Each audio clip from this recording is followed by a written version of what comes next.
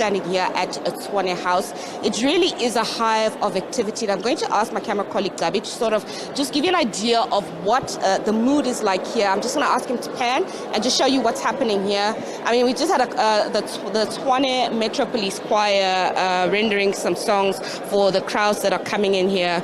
We have 4 floors of people standing and waiting, delegates that have been invited, standing and waiting to participate in today's activities. It is a mood of sheer excitement. Everybody is waiting to hear exactly what the new mayor of Tshwane, Cilliers Brink, has got to say about the situation and the critical details here. And I have with me the MMC for Finance. Thank you so much, Mr. Sutton. Mr. Sutton, we do know that in the 2021-2022 financial year, the AG had basically cited the city's financial management with irregular expenditure of 10.4 billion rand in fruitless and wasteful expenditure. Let's start right off the bat with that issue. What is your plan to tackle the issue of such a massive financial debt from the onset? So thank you. So just to clarify, the AG actually only found 1.2 billion, but that's still too high and still a concern for us. The 10 billion is a cumulative figure from 13, 14 years back. It accumulates every year. I think what the AG has found on the 10 billion is our inability to conclude the forensic investigations and then to action the recommendations by that, whether we need to recoup the money, whether we need to write it off and all that. So that's an aspect we're focusing a lot on at the moment. The irregular expenditure itself was 1.2 billion. We did bring it down from the previous year. It was 2.4 billion, but it still remains a major concern. We need to get our processes in place. We need to make sure that we follow the due process, fill the critical positions that are vacant. There's holistic problems that we have in that regard. It doesn't mean that money has been stolen. I just want to clarify it. It means that because that really is the impression that has been given, that there has, with the political instability in the city, the money has disappeared, been siphoned, been stolen. That's the impression that's been given. Absolutely, that was the impression, but I can say categorically, the AG didn't find any money being stolen. All that money was spent. All that money was spent on services. But how that money was spent, in other words, the process followed, which supplier was appointed to do that work, the process followed to appoint that supplier, that's what's under question here. The money has been spent on service delivery, but the process to get that person to do the work, that is what the AG is questioning. So I just need to clarify that. So money hasn't been stolen. So Peter, let's just quickly talk about some of the key issues. We do know that you guys have been in power for about 2 months, so it's been quite a battle to really grapple with it. But just in the 2 months, there have been so many things that have been happening. Let's start first with the water crisis issue, the 2 water crisis issues that you have just been battling with. What are you going to do in terms of dealing with that issue?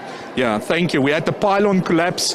We had the water issue in these 2 months. So the water issue, look, City of Tshwane, 75% of our water, we determined on Rand water. And what the problem has been is the ability of Rand Water to supply the city. They have 2 major reservoirs. They couldn't fill them up. That in turn can't fill our reservoirs up. Reservoirs work on pressure. And that causes a problem. So we need to reduce and find ways to reduce our dependency on Rand Water, especially with the expansion that we're seeing in the city. So we are looking at options to revive and to upgrade some of our own water treatment plants and to increase some of the capacity. I understand that our own potential could be as much as 30% of the water in Tshwane to come from our own supply. So that's something we'll be looking at into the future. That also leads me to the issue about electricity. What alternative, additional or alternative electricity supplies are you looking at? Yeah. Look, we're in crisis, so we have to. I think we're all being forced that now. We obviously have residents going off-grid or partly off-grid, and that's also a concern because there's going to be a loss of revenue to the city. But we do have in the city of Tshwane a power plant in Rooiwal, We have Pretoria West as well, although Pretoria West is not feasible. But Rooiwal, we're looking at options. We're engaging private sector to see how we can revive that. It's not going to make a major impact. It's not going to end load shedding in the city. But we have Rosslyn, which is a major economic hub in the city of Tshwane, and we can preserve jobs if we can at least provide them with stable electricity. We're looking at all sources. I think the president has announced, own generation and those aspects. So definitely different alternatives. There has been some criticism, though, that your dispensation in the 2 months that it's been in power has taken a very hard line against corruption, against what some people perceive a lack of empathy or sympathy to some of the concerns and the issues that the community has. What is your response to that? Well, look, I do get those as well, but I think we need to understand we are governed by law. National legislation, we have a constitution that filters down into different municipal legislations, Systems Act, Structures Act, Financial Management Act, Property Rights Act, etc., which translates into bylaws. And the bylaws that we have in the city are being enforced. These are not new bylaws. These are bylaws that has been in existence for a very long time. But I think in fairness to the city, hasn't been properly implemented. So I think what people are experiencing now, we're implementing the bylaws. And at the end of the day, that's what everybody wants. We want a safe city. We want a city that's functioning. We want a capable government that can provide services. And we need to take certain actions, and that's governed to us by the bylaws that goes out on public participation. So I don't think we've taken a hard line. But the people who say that probably need to do some introspection and ask them why we are at their door, and I think that will give them the answer. Peter, before I let you go, one of the other things that we're hearing from our sources is that it doesn't quite look like this speech is going to be as smooth sailing as you guys anticipate. There have been suggestions that there could be murmurs or some sort of dissent happening. What do you think? Well, look, it's like that every year. I think we need to be clear. Last year's State of the Capital, the EFF is masters of destruction and of boycotting.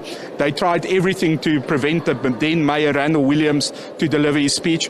Do you think they're going to prevent it today? I don't think the EFF necessarily might do that again, but there's always an objective to stop government from governing, and that's what we find. Thank you.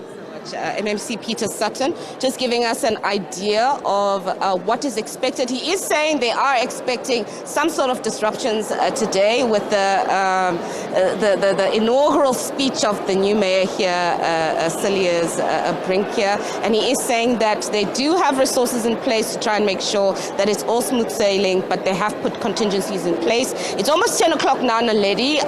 What's going to happen now is that there's going to be a parade that's taking place within the next 5 minutes or so. That should take about 30 minutes. And just after the parade is done, we're going to start heading in to start preparing for that inaugural speech by the Mayor of Tshwane. And we will be keeping you updated. We will be giving you live updates of each and every single moment of this highly anticipated speech here in Tshwane. Naledi.